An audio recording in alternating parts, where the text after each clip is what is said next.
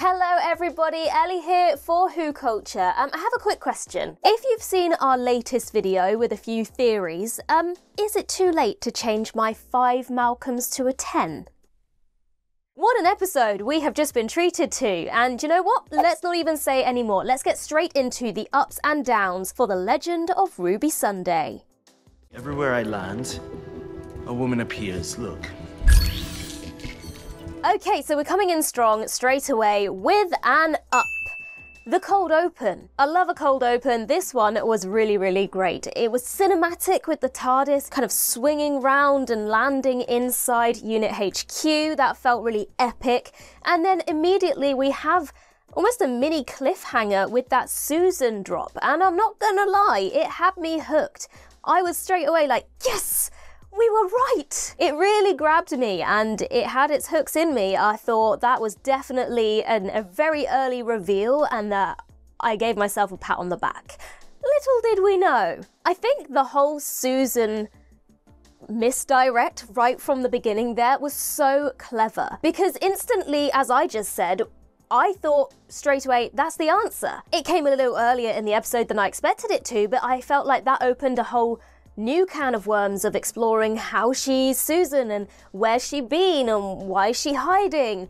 And I was so caught up in all of that I kind of stopped asking any questions after that point. And so when the misdirect later on did happen or was revealed, it was so much more of a gut punch of like, ha ha, tricked you. And I'm not mad about it. I liked it. So obviously in Unit we have the reintroduction of Rose, which was very nice to see Rose. And what was quite nice is that the Doctor says, how's your mum and how's your uncle? So we have a little bit of acknowledgement there of 14 and Donna without having to have them there to have them overshadow anything that's going on in the episode. To be honest, I don't think they need to be in the episode. I don't want to see them in the episode or the following one, to be perfectly honest with you. We've commented quite a lot on our thoughts on whether 14 and Donna should return or not, but it was nice to just have a bit of acknowledgement there. And I do wonder, obviously we know that something's going wrong with the TARDIS by the end of this episode, whether perhaps 14's TARDIS might be used or needed, but I don't think we're going to see those characters and I kind of hope we don't. But speaking of the TARDIS, let's have another up. For that whole anagram situation of S-Triad and TARDIS, and that whole interaction where they're like, well, yeah, obviously, of course it's an anagram of TARDIS, do you think we're stupid? It very clearly is Russell T Davies almost poking fun at us, because we know that Russell has a history of planting anagrams in his show. Think Torchwood and Bad Wolf. And he knows that we know. So he's purposely done that to go, fooled you. And he did fool us because, as I said earlier, if you have watched our theory video so far in the first 10 minutes of the episode, our two main ones, Susan and TARDIS, have been addressed. So I think he's been so clever, dropping so many red herrings that you almost forget there are other theories out there because you feel like you've already got the answer. Let's have another up for Colonel Ibrahim, or as we like to call him, Colonel Sexy. I really like his character. I love that he salutes as the TARDIS whizzes past him and then he's like, Doctor on the bridge. I just love his character, that banter between him and the Doctor about working out. He just seems like a really cool guy. I like him. And also he's pretty badass. I mean, later on, when there's that kind of big explosion happening inside the time window, everyone else ducks. Not him. No, he just carries on standing there like, I am in control and I show no fear. Judging by the fact that we have seen him now every time that unit has returned, I would suggest that we are going to continue to see him, but I hope that he doesn't get killed off. While we are on the topic of unit members, though, my first down for the episode, the Vlinks. Pretty sure I downed the Vlinks in the giggle as well, just not sold by it. We've had so much better robot characters in Doctor Who. Think K9, think Mr. Smith. Now, yes, it's early days, we haven't seen much of the Vlinks yet, but the lines that the Vlinks delivered could have easily been delivered by any other member of unit in that scene. So at the moment, it just feels a bit pointless. It's like just having a robot character in there for the sake of it. And to just continue with that, I'm afraid in that similar vein, I have another down. It did feel like there were just a few too many unit characters in this episode, to the point where it felt like they were kind of scrambling for things for each of them to do. That's a big criticism we've had in the past for the Jodie Whittaker era with the fam. It felt like there were too many people and not enough for any of them to do, and so people felt underdeveloped, or like, what was the point in them doing that? So obviously the Vlinks we just commented on, but I mean, as lovely as it was to see Rose, would it have made a difference if she wasn't there? Not really. She didn't bring anything. It was nice to see her, but in terms of Rose being in unit, why? And then obviously we have lots of introductions of new characters where I don't feel like they were necessary. We just should have kept it with, you know, we have Mel, we have Morris, we have Kate. You got Captain Sexy over there, Colonel Sexy. That was kind of it. You didn't need the Vlinks in there. Obviously, Harriet did turn out to be quite important later, but honestly, you could have even had Morris turn out to be Harbinger. Spoiler alert. Although I feel like we are probably going to see more of Morris, and so to have gone down that route with that character may not have worked with their grander plan for the character. But if you look at it, you could have had Morris as that Harbinger character, and that's one less new unit character that we need to worry about. And now I know that is maybe a comment for, well, the Series 4 finale had way too many characters, or even the Series 2 finale, but all the characters that were in the Series 4 two-part finale all had kind of earned their right to be there. They were all either past companions, they were from spin-offs. We as an audience were connected with those characters, and so we wanted to see them. Do you know what I mean? Let's move to another up, and I just spoke about him. Let's give an up to Morris. I really like the character of Morris. Now, at first I was a little bit skeptical. I was like, why are we not getting Shirley back? It felt a bit odd to suddenly have Shirley replaced so quickly after we'd met her a couple of times, and then where's Shirley? But I actually really like the character of Morris, and I'm totally sold on the fact that he's very young, but also a genius, and the whole gag with it being like, oh, it's 95% a trap, 96%, I loved that ongoing gag. He was a really fun character. I think a lot of that comes with the comedic timing. Lenny Rush has been in quite a few comedy shows and things, and so he has that comic timing in him, and so he just delivers the lines at the perfect pace, the perfect time for it to just hit right. And I hope we see more of him as well, actually. And while we're on the topic of fun characters, taken up Cherry Sunday. Cherry Sunday just always has the best lines in any episode that she's in. She'll be in one scene in an entire episode that's maybe just not even that important, and yet she just delivers. I love her. And so obviously in that scene as well, she asks Mrs. Flood for a cup of tea. She's always wanting a cup of tea. And we have Mrs. Flood, and that moment where she like looks down the camera, and it's very ominous and creepy, actually. We are still waiting for answers with regards to Mrs. Flood, and particularly the fourth wall breaks. Presumably they'll be coming perhaps in the next episode, or maybe not until the next season. But that particular moment was very chilling. And I enjoyed it. Is enjoying it the right word? I don't know. He waits no more. So another up for this episode overall is I feel like this episode in particular allows for some slower paced moments that allow you to just kind of breathe, allow the episode to breathe. A lot of the previous episodes have been plot, and it's all very high tension, high stakes, and there's not a lot of those moments where you just have a brief conversation between two characters. And this episode I feel like allows that a little bit more. You've got a really lovely conversation between the Doctor and Kate about the Brigadier, about Susan. You have a moment later on with the Doctor and Mel. I just feel like the pacing of this episode was a little bit calmer, and that allows for those more intense moments to be even more powerful because you've had those slower beats in between. These are the parts of the episodes that give you the emotion and the character building. While obviously the big dramatic moments do show you who a character is, it's the kind of quieter moments that really allow you as an audience to connect with them. And I feel like that's been lacking a little bit in some of the previous episodes, but it's nice to see that they're starting to appear a bit more here. One thing that has really fried my brain, the interaction between the Doctor and Kate when she says, I didn't know you had a granddaughter, and wait, if you've got a granddaughter then you must have kids, and he says, not yet? I'm paraphrasing, but that's essentially what the conversation is. I can't get my head around if it works. Obviously the whole being a time traveler thing, yes, I'm sure it does make sense.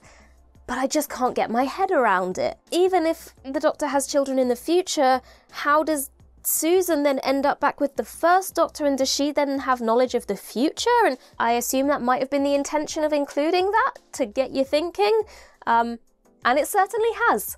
So the next up for the episode, the time window. The whole situation of the Doctor forbidding Unit from experimenting with any sort of time devices and travel, and them completely ignoring him, that's hilarious. That whole interaction there was just brilliant. Like, Kate, do you have a time window? No, you told us we couldn't have a time window, but Kate, do you have a time window?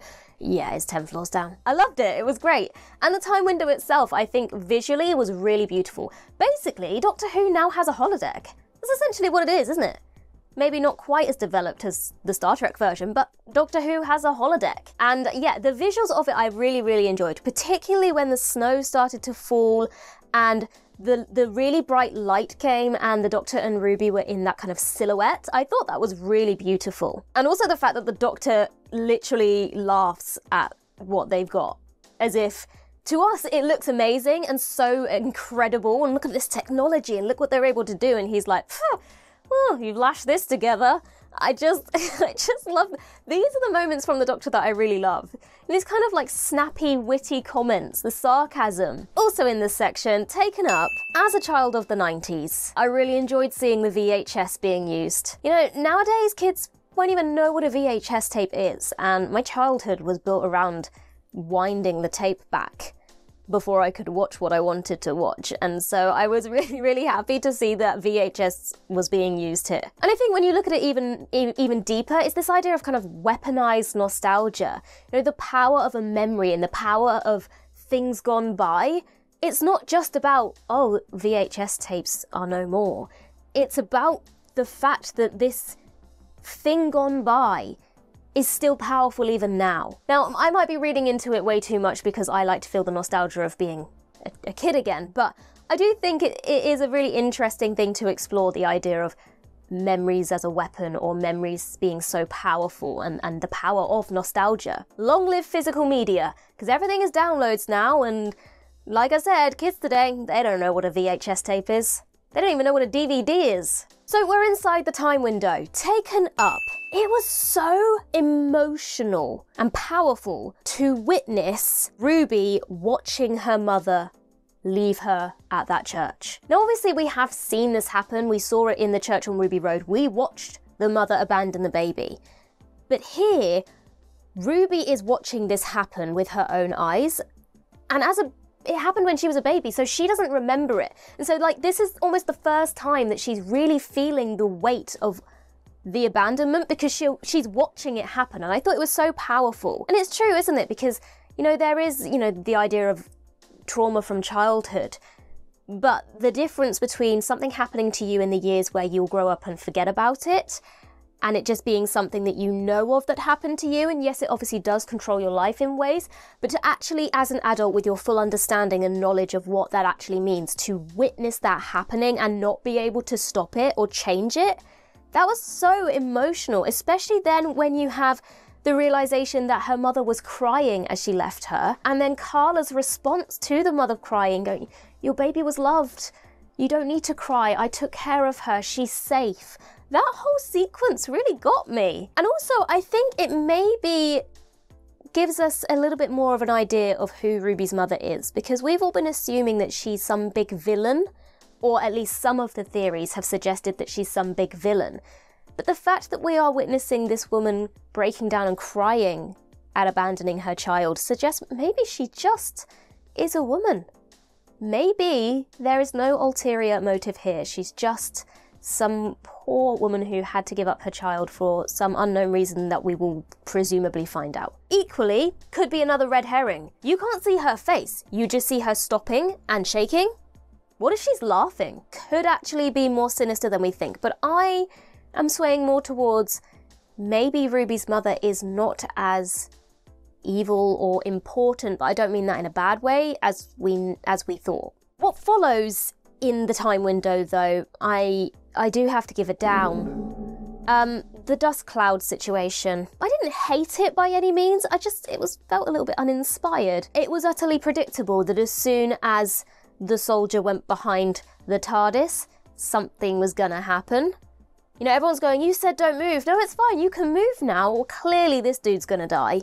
Something's gonna happen to him, and sure enough, also a little bit kind of like, just because the characters are distracted by something else, we haven't forgotten that he's gone back there, and yeah, lo and behold, big dust cloud. The dust cloud itself confused me a little bit, because I know we started to get a little bit more of an explanation later on, but I was a bit confused as to whether this was part of the tape, or whether this was happening in the present, and so I was more a bit confused by that. I don't know. It wasn't the greatest part of this episode. That's essentially my thought on it. Something that I thought was really great in the episode though, and had been built up to so well, taken up for the moment that the Doctor shakes Susan's hand, Susan Triad's hand. This moment was built up to so well, and especially because we kind of had, the Doctor had accepted that this was Susan, his granddaughter. We as an audience were sold on this must be Susan.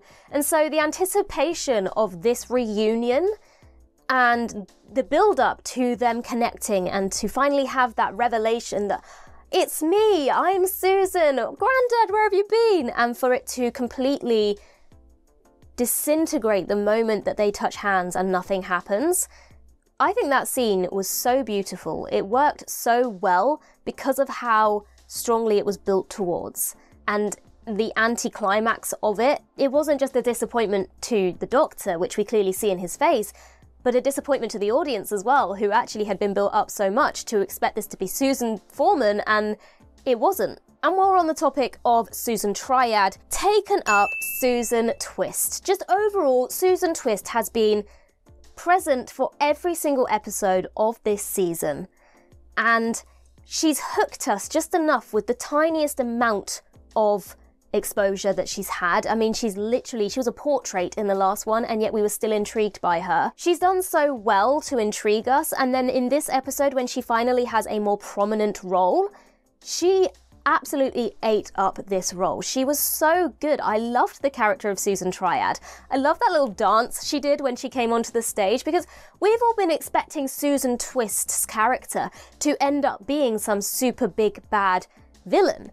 And although later on the revelation comes, Susan Triad herself is just a really lovely woman.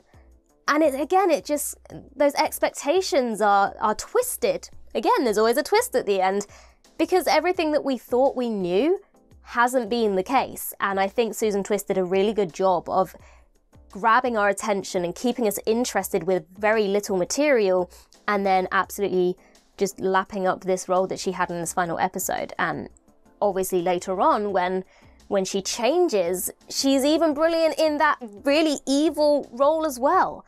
Susan Twist is brilliant.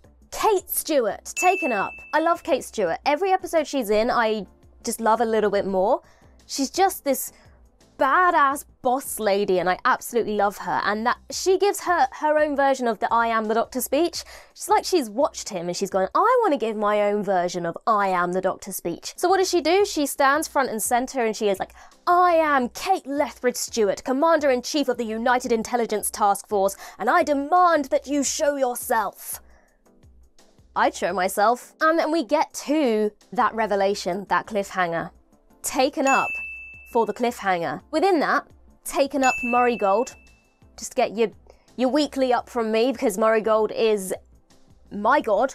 And he really brought it home in this scene as well. But just that whole sequence, the build-up of clearly knowing something's happening but still not quite figuring it out, and the whole tension of this scene was incredible. Because of how much the tension built up, that moment of silence of realization in the Doctor when he goes, it was the wrong anagram, and we then get the revelation of Sutek.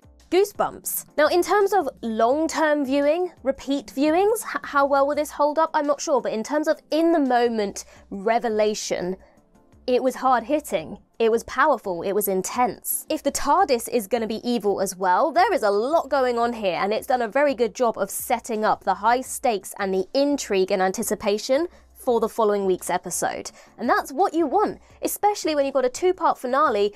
You want the end of the episode to be gripping enough that you cannot wait for the following week, and I think they absolutely delivered in that regard. And something else that I think they've succeeded with that I was slightly concerned about earlier on in the season, taken up, we have the fear factor. I commented earlier on in the season that it felt like they were almost too scared to scare their audience. Well, I take it back, because that transformation of the evil Sutek acolyte beings, terrifying.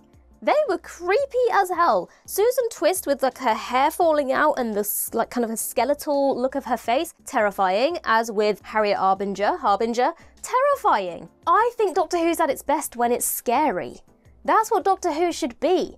Doctor Who basically coined the phrase of hiding behind your sofa. When you're watching, that is what Doctor Who should be. Not about talking space babies, although, you know, in hindsight, they were quite cute. I want to be scared, and I feel like this could be a revelation that sticks in the minds of children now, such as the gas mask zombies did for me.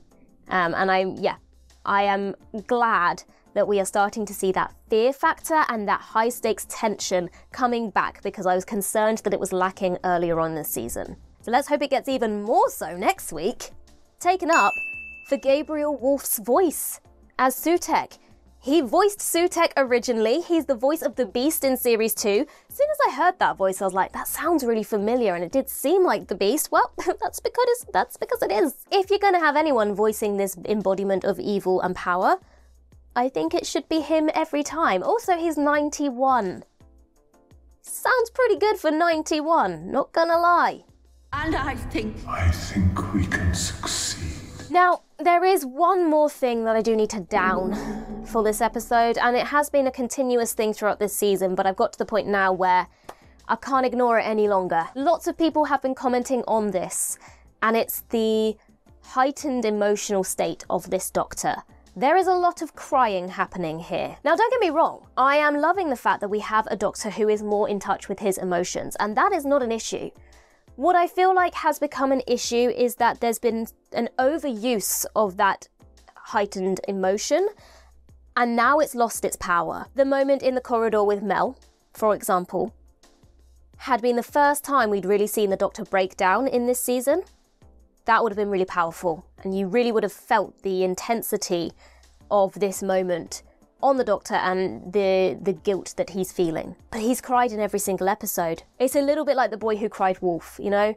I don't think having the Doctor cry all the time makes him seem like this powerful being, first and foremost. And I'm not saying that powerful people shouldn't cry, but I just feel like the best characters are the ones that always try not to cry, and then when they do, you really know that this is bad. Now, what I will say, for the Sutek revelation, more understandable.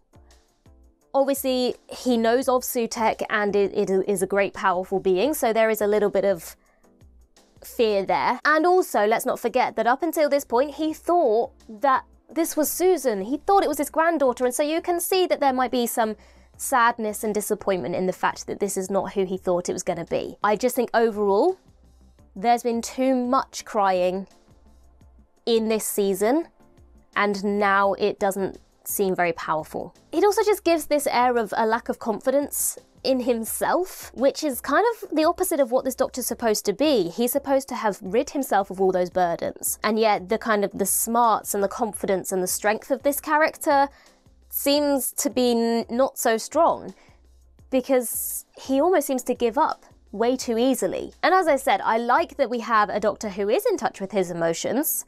I don't think it's healthy to always bottle that up, which we clearly saw with the 14th Doctor's face and, you know, that build-up of guilt and burden, but I just feel like there's been a little bit too much of it here, and now the power of showing that extreme emotion is wavering. And the thing is, Ncuti Gatwa is great as the Doctor. Don't get me wrong, I'm not saying that he's not great. When he's in those really flamboyant moments of the banter and the sarcasm and the reeling off all the technobabble, he's fantastic. I really, really love him in the role.